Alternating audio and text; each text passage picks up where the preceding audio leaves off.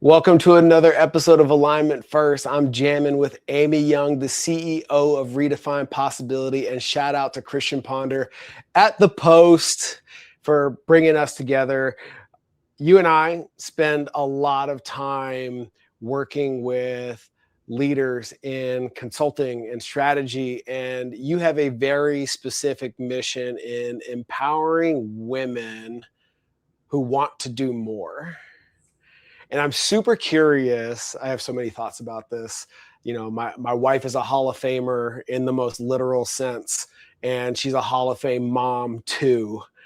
Um, and her and I have had a lot of discussions around her role and identity in business and motherhood and being a wife and all the things that go into being, quote unquote, a successful woman in all of those roles. So I'm super excited to unpack so much of that with you, because it sounds like it's those overlapping identities that you help your clients manage and, dare I say, no pun intended, bring into alignment. Yes, very true, very true. Hell yeah. So first and foremost, you know, being an athlete, I want to start here. You know, you played soccer at BU, Boston University, once upon a time. If you're like me, 2 good knees ago. We don't go back in years, we go back in like injury, right?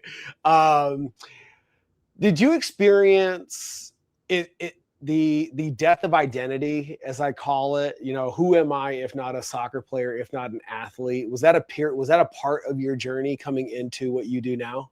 So what's interesting is it was actually part of my journey while I was still an athlete. I had an experience where by about junior year of college, I found myself ready for more. I loved my teammates. I still loved the sport.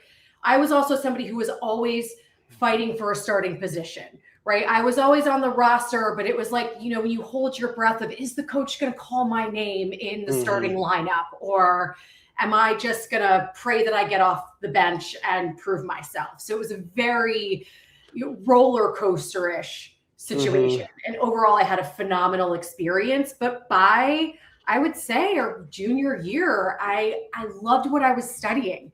I was always somebody who didn't see soccer as part of my profession eventually. It was a major part of who I was. But by junior year, I was ready for more. So that itch kind of started. And I remember going through a grieving process, because I remember my dad, it was Brown University, we were playing and I got playing time, but I came off the field and I had this feeling of, I'm done. I want to be done. And I was crying in the parking lot with my dad. And he was like, you know, if you really feel this strongly, you can be done. And I sat with it. And I remember thinking and feeling, I'm done, but I'm not done with my place on this team yet. So as you know, when you play at a high level, or anybody that's been part of team athletics, your team is also part of that identity. They were my friendships, right? They were my roommates. So I kind of experienced this death of my drive before I even experienced this evolution of me being a part of something bigger and greater than myself. And I think that being a part of the story of the BU women's soccer team and everything, it still hasn't left me. I still go back to alumni events. So if you want to engage with it, that part of you doesn't have to, but you have to be willing and ready to let your identity evolve. And the last thing I'll say about that is it actually made things a little bit easier, because I don't think you and I have ever talked about this. I actually didn't even get to play my final games of my career. I was in the hospital. I got very sick my senior year, and I did not get to play. I was in the hospital for our conference championship and for the first round of the NCAA tournament, where we lost. So I did not even get the chance to know that my final steps on the field were going to be my final steps on the field. And what's interesting about that is, because I went through that separation process earlier, of my emotional connection, of my identity to the sport, Yep. it was easier for me to not feel like, I don't feel as though I was robbed. Like, I think about the athletes who lost years during COVID. Mm-hmm.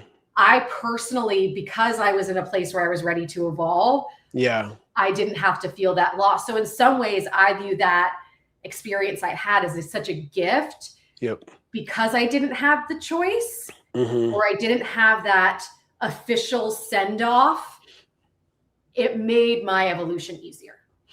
Yeah, that's interesting because, you know, when I played my last game, I knew it was my last game. Yeah. You know, I played 4 years straight, and when I was done, I was done. Like, it didn't crush me to turn my pads in. I left a year on the table. Yeah. You know, and I was ready for what's next. But it was very much it wasn't a snap decision, but I didn't question it when it showed up either. Mm-hmm. So I'm curious with that liminal space in between the emotional separation and then the last game that you didn't know was your last game. What's the mentality of being a productive role player with that mindset? Yeah. So such a great question, because many of us are not taught how to sit in that space, right? Especially if you are a high achiever or you're driven, and I see this with a lot of my clients, right? We are used to, if we see something we want, or we have an idea, or, you know, we go after it, we make it happen, we figure out who we need, we figure out the steps, all of that. What we're not necessarily taught to do or as adept in is sitting in the unknown, sitting in the feeling, sitting in that middle space of, I have this feeling, is it true? Does it need to be true? Right? Sitting in that discomfort of trusting yourself enough and tapping into your inner intuition enough to know that, yes, this is the right answer for me. And not because my parents are telling me this, or my teammates are telling me this, or my coach, or my spouse, or whomever, right? Everybody, all of your stakeholders, right? They all, no matter how well intentioned they are, right, they all have their own views because they have a stake in your game, right? But ultimately, it's your ability to maybe take some of that feedback, but sit in the messy middle of you and listen to your own intuition. That is some of the hardest possible work that we can do, because your mind's going to try and throw all sorts of stories your way. Oh yeah. Create all sorts of outcomes and things that you should think through. But at the end of the day, and this is what, you know, we talk about when we say making decisions with intention, or, you know, being deliberate and getting back. And part of what makes these transitions easier is when you have that inner knowing, and you only get to that when you allow yourself to sit with yourself. Was it a conscious effort to create the skill of sitting still? Oh gosh. And I'm still working on it. We're always a work in progress. So I had a mentor who taught me a lot about, and this is a concept most commonly assigned to Viktor Frankl, who was a Holocaust survivor. And he has this wonderful book, Man's Search for Meaning, and he talks about the space between. And the space between is really that we all have a stimulus. We always have triggers, right? We all have triggers. There's a stimuli, something that we react to. And that's just going to happen. That happens in our daily life every day. But what tends to happen to more unconscious people is that they go straight from stimulus trigger to reaction. It's like boom, boom, right? Somebody cuts me off in traffic, you know, I'm rolling down the window and I am giving them a piece of my mind, right? Tell me you're from the East Coast without telling me you're from the East Coast. Whereas somebody who is more in tune, in touch, right, has gone through some of this work, they create a space between. There is still the stimulus trigger because we can't control the person that's cutting us off. We can't control that we get fired. We can't control all of the external factors. But we create this space where instead of going straight to reaction, we create space and we have intentional response. It's like, yes, I got cut off. Wait, I feel myself going there. Okay, I'm going to take a beat. That person could have just gotten really bad news, or that person could be on their way rushing to see their parent who is in the hospital dying. I don't know, but this is what I'm choosing to sit with and therefore create a response of, I'm sending you so much love because clearly there is something going on for you, right? In that cutoff circumstance. That is something I have to actively choose every day, is to respond and not react. It is our choice. We have to be willing to take that beat, to take that space, and to know ourselves well enough to come at life via response instead of reaction. It is a practice. I love everything about that. And at the same time, I gave very similar wisdom to a client of mine not too long ago. And their pushback was, why am I creating an excuse for this asshole? Interesting. And I was like, that's a fair question, right? Very ego-driven in its origin, but still a very valid question. And it forced us to come to a different solution, a different means to the same solution. In that where you're making that conscious response with a lot of empathy in your example, where we arrived, which I thought was really cool, was what good does it do?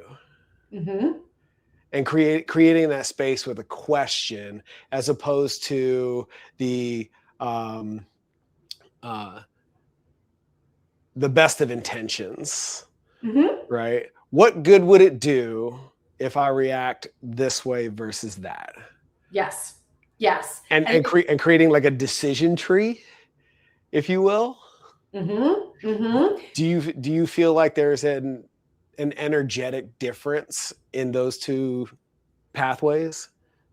Maybe slightly. Where my brain was taking me, that I was so vibing with what you were saying while you were talking, is in both circumstances, I think what's at the root of both the beautiful question that you got to with your client and my being able to, send light and love totally, is empowerment. That in both circumstances, we have taken our power back to make the conscious choice of how we want to deal with the fact that this person just cut us off in traffic. Whereas when we sit with what your client offered to you, well, why am I going to make excuses, right, for him? Well, we're still giving him the power back. Right. You're still energetically handing, right, the power back over to him. So let's build a bridge where, I might be able to say light and love because I don't even want energetically, right, that to be a part of my space. A lot of clients, right, need that bridge where we're not saying what he did is okay. How can I get you to a place where you can start to shift the power back to yourself, right? Versus giving it to him. So that's what I well, this is interesting because what I'm remembering now in that conversation, the trigger for the pushback was their perception of that guidance was, you're asking me to ignore my emotions. Are you telling, the question they asked before making the excuse was, are you asking me to pretend I'm not pissed off? That's a really great point. I don't want to cut you off. No, go ahead. No, because this is something I talk about all the time with clients, and I have to work through myself as well, is not to gaslight myself, right? And I never ask that of clients either, right? If you're feeling ragey, feel the rage, right? If you are like, do not tell yourself, oh, I shouldn't feel that way, right? Like, no, like, yes, if you're going to get triggered, right? There's also a difference between a healthy expression, right, and an unhealthy expression. So if you are in that moment, like, you know, this is why I could never go on a reality show, right? There are times in my car where, yes, my hands are on the steering wheel and I'm, right? And then great, you let it out. And this is part of where the power comes in, right? It's like if you are someone who is triggered and needs to feel that, it's important to you to feel that. You need to feel seen, heard, and validated. Yeah, you know what? Scream into the steering wheel, right? Do the thing, but let that be your expression and move on.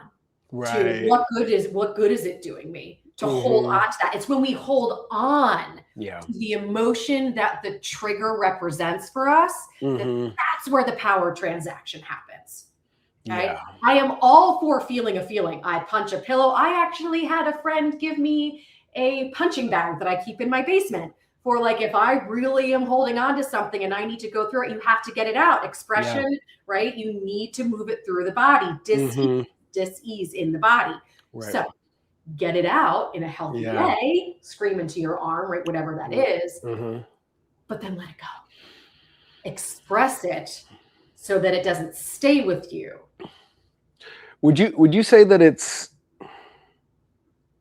normalized now, the suppression of our emotions, that even when you give or help somebody come to that conclusion for themselves, that they've become so accustomed to stuffing it down and pretending everything's okay, and, you know, insert coping mechanism here, that when you offer them that conscious choice to express whatever it is they're feeling, they almost don't know how anymore. Oh, it does not. They don't know how, and it doesn't feel safe. It does not feel safe for them to, especially, I'll overgeneralize a bit here, but for women often, and this is where the topic of generational trauma and like generation to generation stuff is handed down, where women often, it was not socially acceptable for women to feel anger, to be angry, right? We had to smile, we had to be pretty, we had to, right, whatever those things are, whatever those messages were that you received. So we did not feel that we were allowed to have these things. So this is where you actually bring me back to an important point that I wanted to raise about what we've been talking about is, you know, it's important to meet people and clients where they are, right? If you have someone who, you know, was not taught how to feel their emotions, was really not taught how to express, I might not the first session say, you need to go to a rage room and you need to start, you know, throwing plates at a wall and getting satisfaction. It might just be that you allow them to cry at the fact that they weren't allowed to feel anger, right? I know I love my parents. I think that they did the best job, just as I'm trying to do the best job with all the triggers and traumas that I have, which is like, my dad oftentimes was, are you crying? I'll give you something to cry about, you know, like, from that, you know, type of household. And it's passed down. And so it was like, no, stiff upper lip, right? You don't do that, right? You don't feel that. And so it took me a while to learn that, like, no, crying's okay. It's what you do with it afterwards, right? Where the power and the work really begins and where it happens. But so I think we're kind of living in this interesting duality of times where, because we're starting to understand more about the human nervous system and what emotion expression can do scientifically for us and in our bodies. And we're all trying to get to the root of, where does cancer come from, right? Where do all of these diseases really, truly come from? And the effect that stress has on our systems, that more of these conversations about emotion and expression are happening, but we all are still dealing with things that have been passed down from generation to generation, where no, stiff upper lip, you put it away, you put it in your pocket, and you show up for work and you go. My hope is that there is a meeting coming in somewhere, because I also still feel as though, you know what? Yeah, there are some days where you have to show up and you still have to go to work. Mm-hmm. You have to show up and parent on days when, God, I'm falling apart, right? Or things still happen. Some Yeah. of us, we lose people that means the world to us, Mm-hmm. and we have to show up and still go to work so that we can put food on the table, right? Yeah. Like, we don't want to deny that that's not a reality. So I Mm-hmm. think it's this awakening, hopefully, but in a way where we're going to figure out how we work with it and through it and use it to our advantage so that we can still be well Yeah. functioning members of society. Because if all you Mm-hmm. do is sit and feel your feelings all day long, Right. then we're going to need to have a discussion 2 to 3 weeks in if you're still in this space of then what do we do with that. So it's Right. a journey, I think, that we're on, and Mm-hmm. we're in a time of duality. What are you seeing in women in positions of leadership that is counterproductive to who they want to be for themselves? Yeah. Love this question, because what I see from we'll say almost a certain level of leader, right? Well, Okay.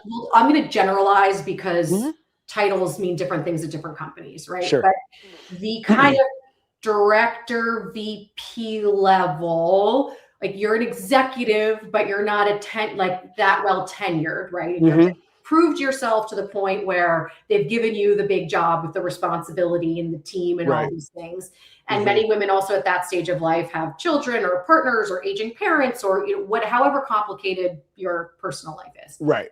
What I tend to see is that there's this, discussion of, okay, great. When we talk about setting a vision then for where you want to go, let's talk about what we need to change, because oftentimes it's what got you here that is Mm-hmm. not going to get you there, right? Right. It is, taking on all of the work. It is having to produce A+ work in everything you do. It is having to give every aspect of yourself, work on weekends, right? Still do the PTA, still do all the volunteering, say yes to all the things, right? That people responded to that got you here. Mm-hmm. But if you really want this level of success, you got to learn what your values truly are, what your definition of success is, right? What you're willing to say no to, so that you start having the energy to create the impact that's going to get you here. Because I see a lot of women still spin here because they're trying to do it all and be everything to everyone.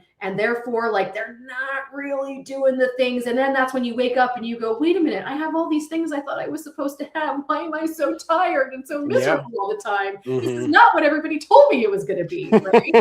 This is my experience, which is how my burnout happened. Yeah. And that's like what led me to do what I do, because I got so curious about like what happened? What happens? Yeah.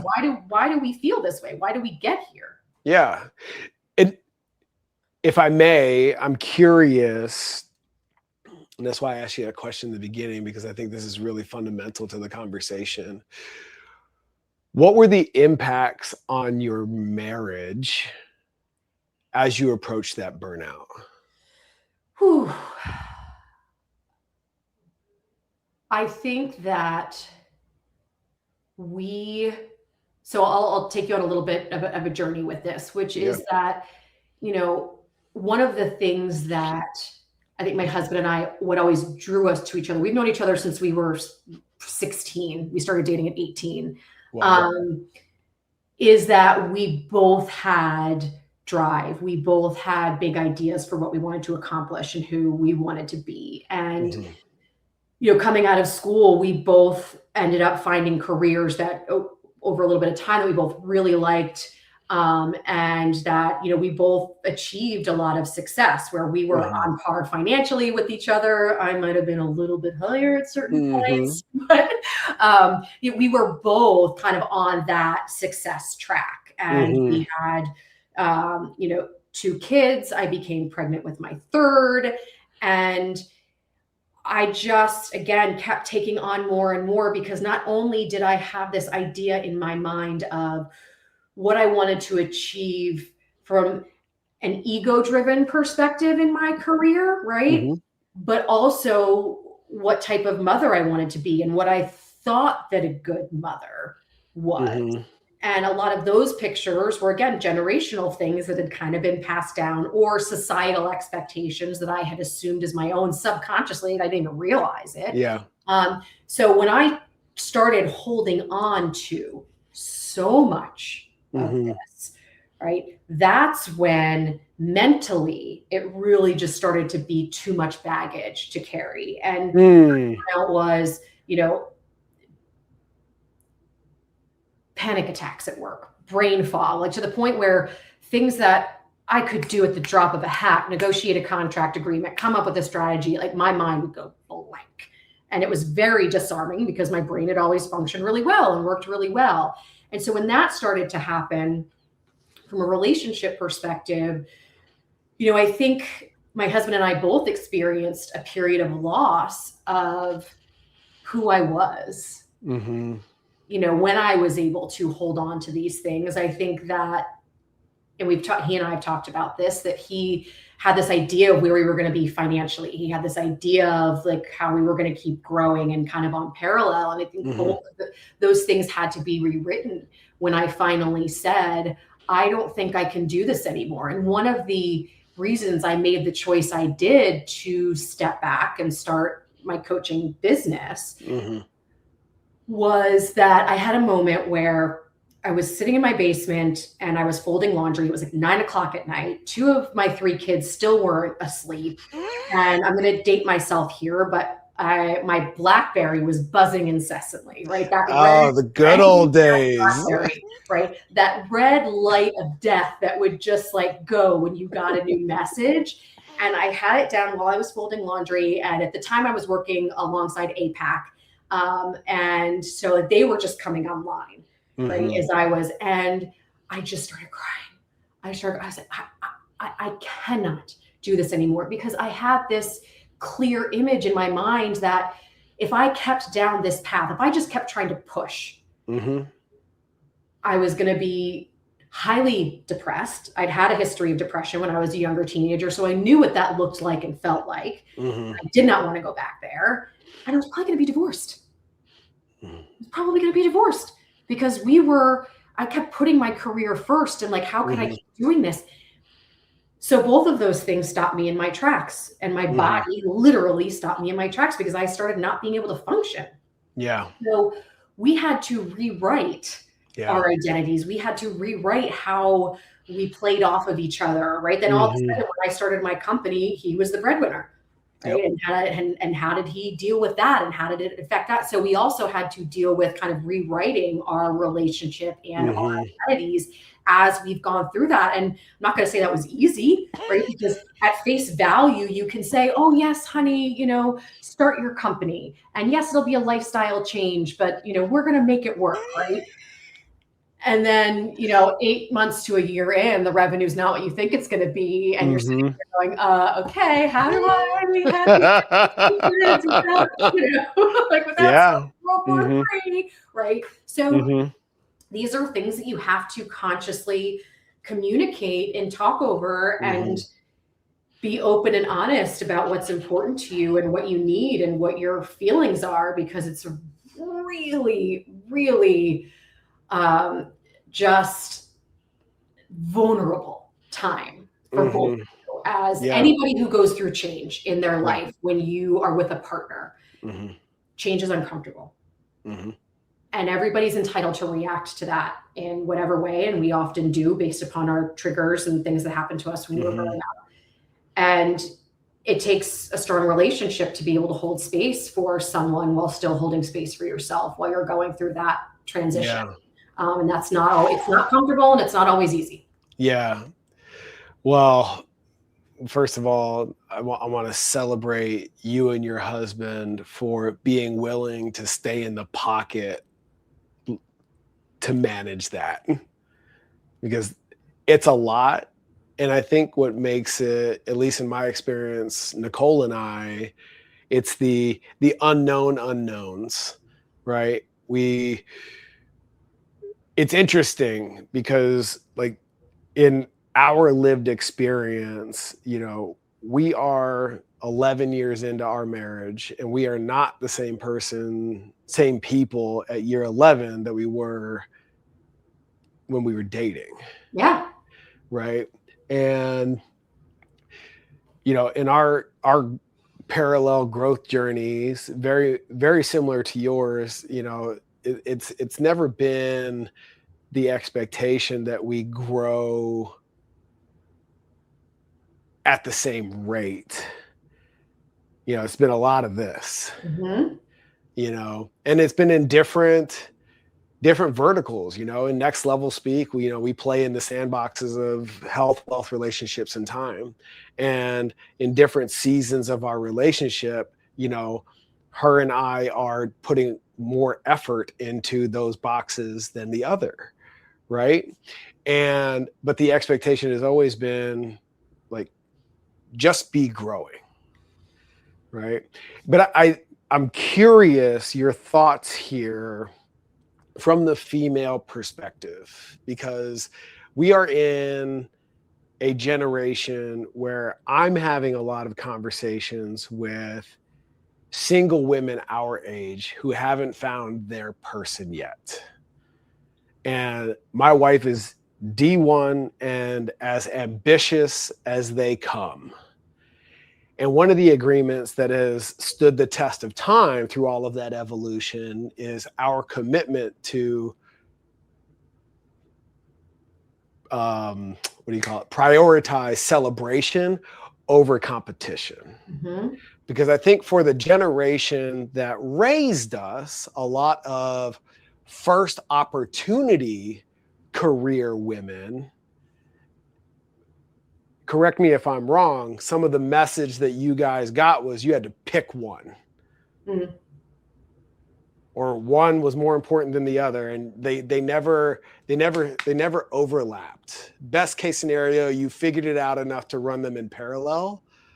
But if you wanted to be wife and mother, like, you had to not pursue a career. Or if you pursued the career, you had to forego for a particular period of time being a great mom and wife. And where I feel like in the conversations that I'm engaged in, it sounds like the unlearning in that message is, as men, if I could generalize and mansplain for a second, we compete enough. Like the divine masculine is riddled with competition. The last thing I want to do is come home and continue to compete with my other half. Mm-hmm. I want to celebrate with her. She wants to celebrate with me. And I think this is very much a byproduct of my own work and my own journey to bring that conversation to the forefront consciously. Mm-hmm. And just put it out there. Right.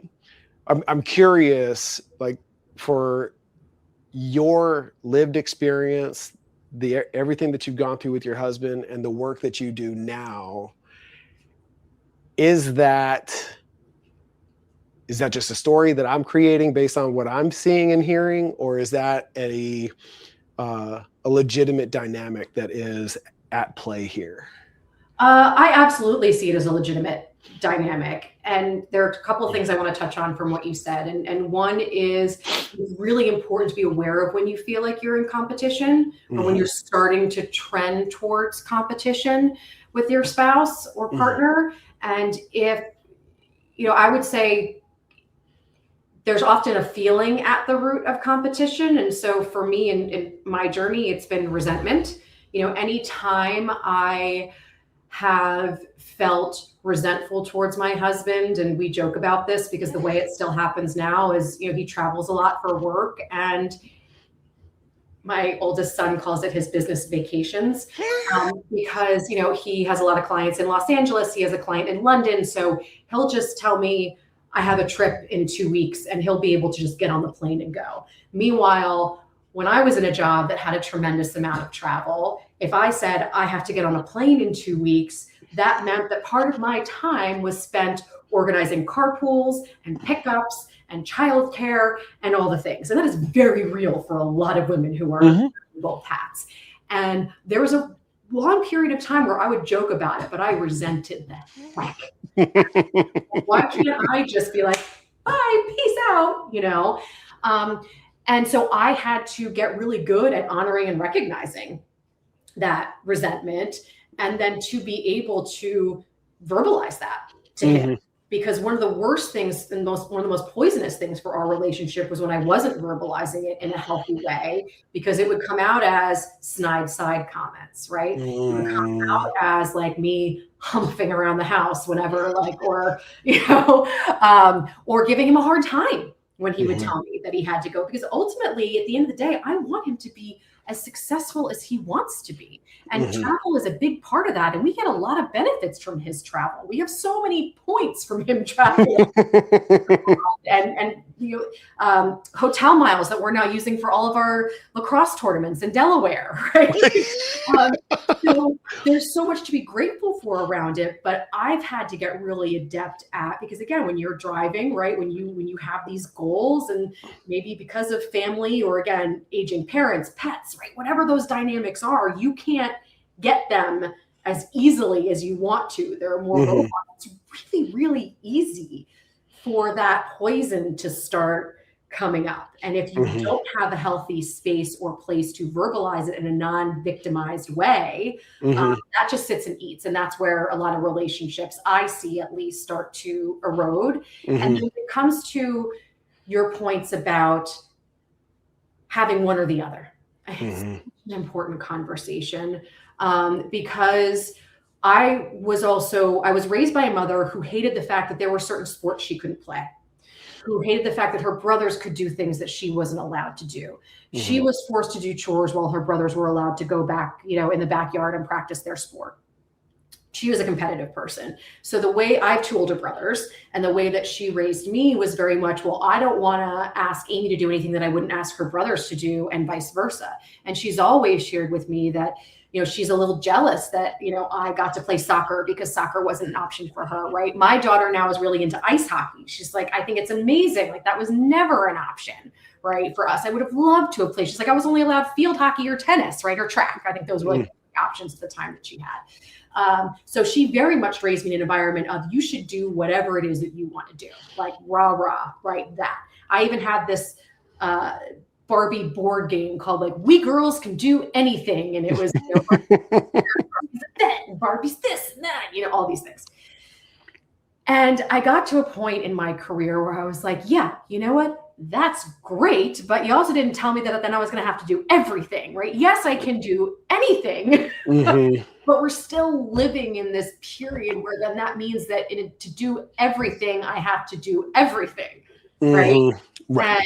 And that was where I felt like we need to be having more conversations about this, and also give women more permission to not do everything, give women more permission to want the career and the family and make it possible for them, but then also have a conversation about, how you have boundaries, and how you bring in a house manager, and how you spend your money effectively, right, for childcare. And let's have a real conversation about the childcare system, right? So that, yes, you can have both, but that doesn't mean that you need to drive yourself into the ground doing it all, because we've still operated under the assumption and putting it upon women that they need to do it all. So when I see younger women, I think they've seen so many other women like me or others who have opted out of corporate America because we were just carrying too much. And it wasn't sustainable. And so therefore, if you're going to offer me a choice between the career and the family, right?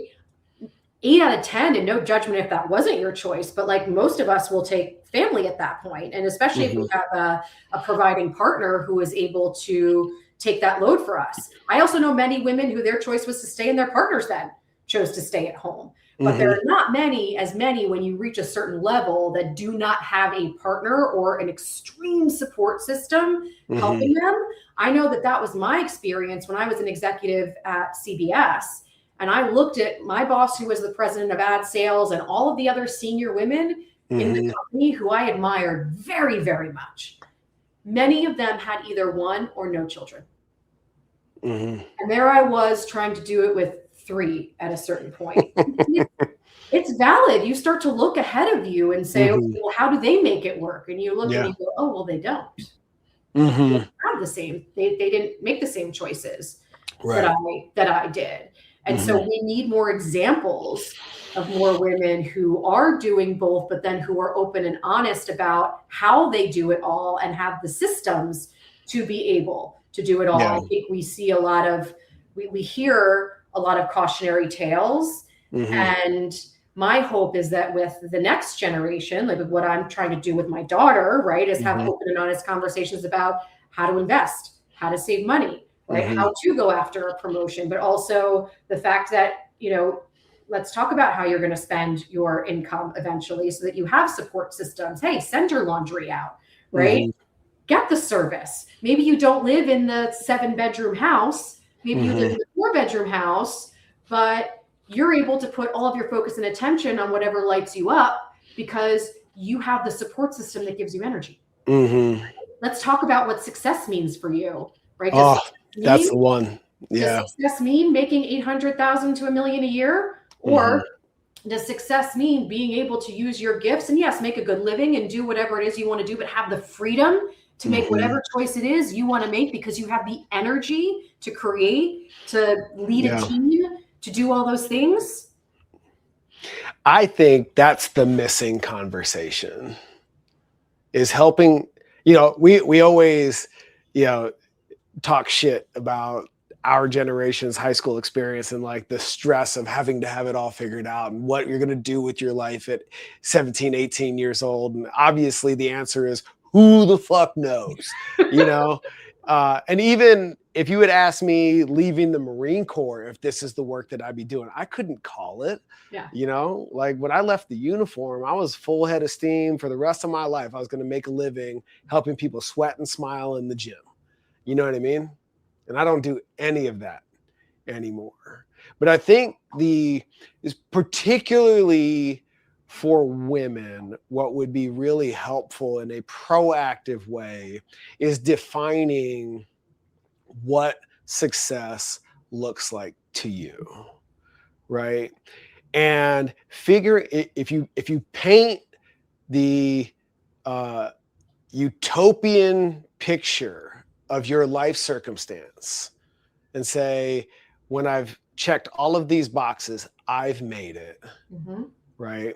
What is the path, the trajectory in next level speak? What's the next easiest step that moves me towards that?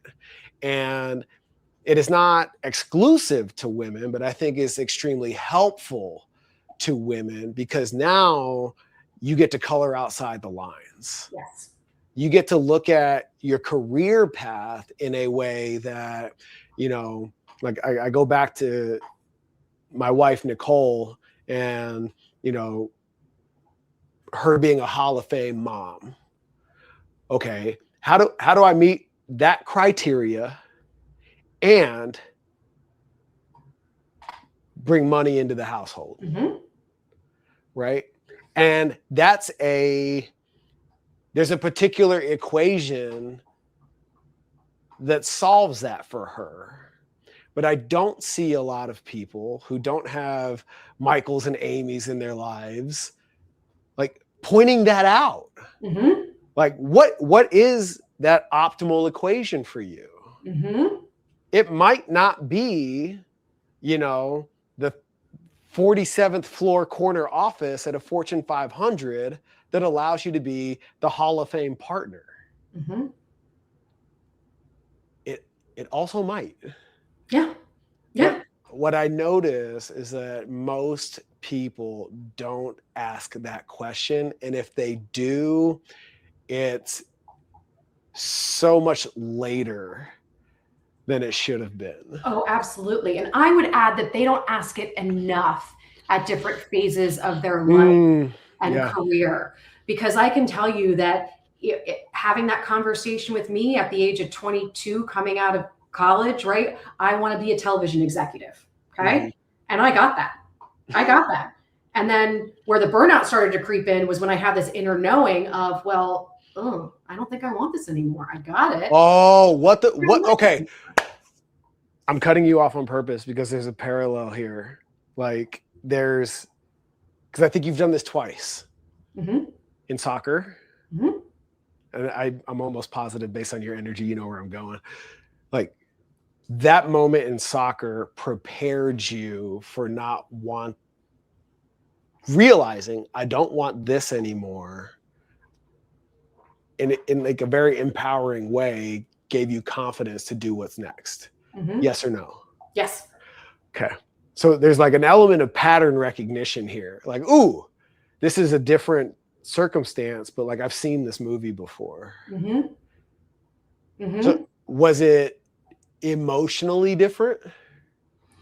It's interesting because I don't think I've ever thought about these two together. So thank you for drawing that through line for me, because they were both driven by an inner knowing, Mm-hmm.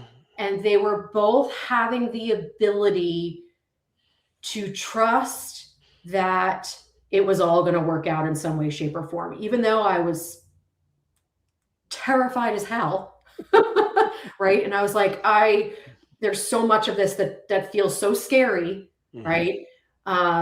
If I don't do this, if I don't listen to this, if I don't honor this, I don't like the feeling of where this is going to go. Mm-hmm. And trusting myself enough and my capability enough, even if I have no idea how it's going to work out, Mm-hmm. right, to listen to the fact that it's time for something else. It's that trust in myself that has enabled me to make these changes. I love that. And I'm going to dive back into your marriage again. How do you and your husband manage the conversation, what we would call updating and upgrading your agreements? Like what are the signals that you're paying attention to that set off your spider sense? It's like, oh, wait a minute, we're living in an outdated agreement. That what we're doing used to work and now it's not. Yeah. This is something that has definitely had to evolve over time, because we've definitely had instances in our relationship where we've waited way too long. And it's when all of the sudden you find yourself, typically where the conversation ends up, right? Right. You find yourself turning away from each other, right? Where it's like, I am so into what I am experiencing, I am feeling the pain that I am in, right? This decision, all of the things that, and both of us tend to be introverted people. So I'm going to go inward and I'm going to say everything's okay, even though they can tell that something's not okay because we've known each other for so long. It's like, but I'm not going to tell them. I'm just going to sit in my little cave, right? Mm-hmm. And it's having to get better over time in certain moments. I'm doing this because I remember being in bed at one point, right? And touching his arm and being like, what's really going on? Mm-hmm. Like, maybe you don't want to talk about it yet, but like, I know you, I know something's going on. So please tell me, right? Having those moments where you have to let them know that that there's something. Mm-hmm. Because especially when it comes to like sensing that a career change might be afoot or something else is going on, that affects everything. Yeah. Right. So there's having empathy that's a big decision. It's a big conversation. And maybe we don't really know how to handle it or how to couch it. Letting them know that you're open to hearing whatever it is they have to say. And we both had to get a lot better at just holding space for each other. And we talked about like that space between, the reaction and the actual response. Yep. But ultimately, we're a team. Mm-hmm. We're a system. We're a team. And it's, the only way that this is going to work, that doesn't mean we're not going to get frustrated and angry and mad and have to feel like all the things, right? Mm-hmm. But ultimately, it's a conscious decision to continue being a part of this team. And that means that we have to do the work at whatever it is we need to stay in this partnership. Mm. So we've both had to do work. And we've had some days where we've had to say, like, you know what? I'm not ready yet. I'm not ready to talk to you about this yet. But that also means that when we are, or that we actively work towards it. We don't just say that and then walk away and then never address it. Right. You have to constantly be making that conscious choice to come back to each other, because otherwise, like, you end up moving to different teams, and maybe that is ultimately where a relationship ends up. But being a part of that has been that conscious choice of, are we still rowing in the same direction? Right? I kind of feel like you've been rowing over here and I've been rowing over here. So, like, are we going to start rowing back over here? Let's talk about that and, like, figure that out. Because the other thing that I'm in strong belief of is that certain relationships are meant to be in your life at certain times for different reasons. The ending of a relationship, the ending of a marriage, while it can be extremely heart-wrenching and challenging, can also be one of the most beautiful metamorphosis is, which I don't think is a word, but that you go through, right? Evolutions that you go through. If you let it be, if you see it as that, if you open yourself up to it being that experience. And so there are going to be some times where, whether it's friendships, relationships, right? You were rowing like this in the same direction for a long time, and then you just start going like this and you keep going. And you have to be willing to sometimes just also let that go and recognize that, no, we're not going to start rowing back in the same direction, and this sucks. But ultimately that's okay, because again, I trust myself enough to know that I'm going to figure this out. For you, is that conversation, does that still require an act of bravery? Yes. Or is it an expectation in your relationship? Like, this is an agreement that we're making, that when you're feeling some kind of way, it is my expectation of you that we acknowledge it. We don't have to attack it right here, right now, but we need to acknowledge the elephant in the room. Or, so expectations versus, like, just straight up courage. I would love to say that it's expectation, because at a certain point, like, you should respect my feeling is you should respect your partner enough to be able to have these conversations, to be willing to bring it to the table. Like, that is part of my own definition of being in a loving relationship, right, with somebody, is that level of mutual respect, that I care about you enough to tell you, right, when something is, that being said, because we are all dealing with our own stuff all the time, right, it will take acts of bravery and moments of courage to say, hey, are we okay? Say, like, hey, it feels like you've been really, really distant. Is something going on? Right? You have to be willing to use your voice in that way to continue to figure these things out and find those things out. So I think it's a healthy combination of both. And especially, like, if you have a partner, like my partner, he's wonderful, but he also didn't grow up in an environment where expressing his emotions and feeling his feelings was something that was accepted or done.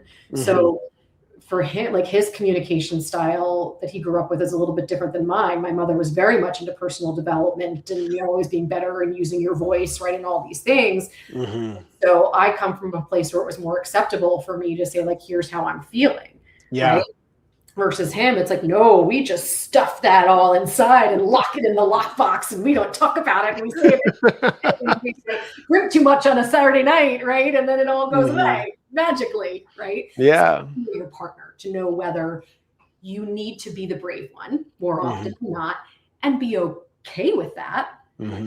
Or if you're in a relationship with somebody who maybe is more comfortable, and there is that back and forth without you having to ask for it. I think what you're bringing up is something I literally just brought this to a client's consciousness this week. And what you're doing such a beautiful job explaining is why mind reading doesn't work. Because for example, you and I, the truth is, you and I, right here, right now, are in this conversation, this back and forth. And what most don't realize is that for as good a time as I think we're having right here, right now, we are having two totally different experiences of this conversation. And where it's really important, and where I think it falls apart when you're not updating and upgrading these agreements with whoever, most importantly yourself, Yes. is you run the risk of creating a story that your experience is the same as my experience. And I don't care how you slice it, that will never be the case. Yeah. Yeah. What shows up for you when I set the table that way? It goes back to fundamentally, as human beings, why society has continued to exist over hundreds and thousands of years, right? Is that if we were not self-driven, if we were not self-focused, right, humanity probably would have died out ages ago. It's these, what, as I've gone deeper into neuroscience and all of these aspects of how human beings, how we're made and how we think, there's so many things about us and about the way our brains work that have not really truly evolved all of that much since caveman days, right? We still have fight or flight, freeze, fawn, right? And it goes back to, is there a saber-toothed tiger that's going to jump out as soon as I leave the cave? So it's all about self-preservation. So your brain's job is to make sure that you wake up every day and you are breathing, right? If you do that, it's like high five, right? So any change, anything that's different than the way that you're currently operating, your brain sees as a threat, is going to actively try and shut it down. So just in the context of what you just said, it makes me think about, like, yeah, we are all fundamentally wired to be selfish. We are all fundamentally wired to look after ourselves. So of course, we're just focused on our experience and being in a victim mindset of how this affects me and like, what will this mean for me, right? It's a conscious effort to think about others. 100% a conscious effort to think about others. It's not the way that we're built.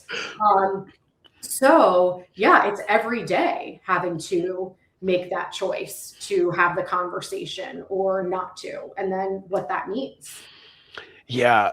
And I think it's so cool that your mom was hip to this game. And it sounds like she embodied the work, right? Beyond telling you that it's okay. Like it seems like there was like, she exemplified it too. She like lived it, right? Whereas I got really lucky after I got kicked out of school and I was, licking my wounds and trying to figure out how to get back on my feet.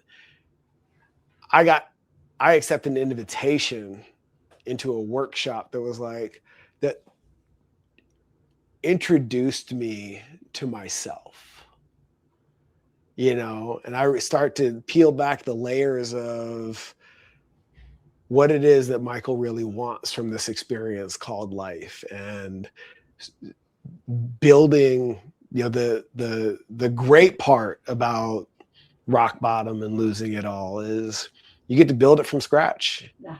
And like build it in a way that is truly of your own making and not on the foundation of other people's expectations and stuff like that.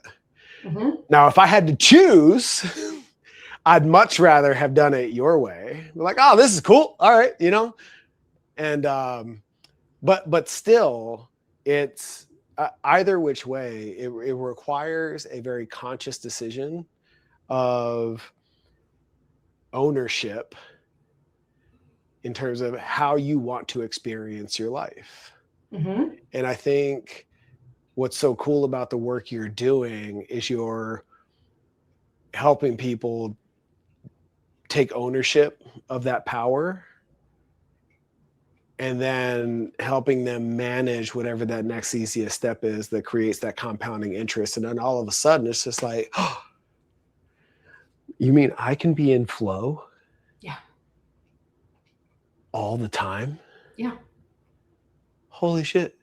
And so I applaud you and your mission and the servant leadership that you're bringing forth to women who want it all,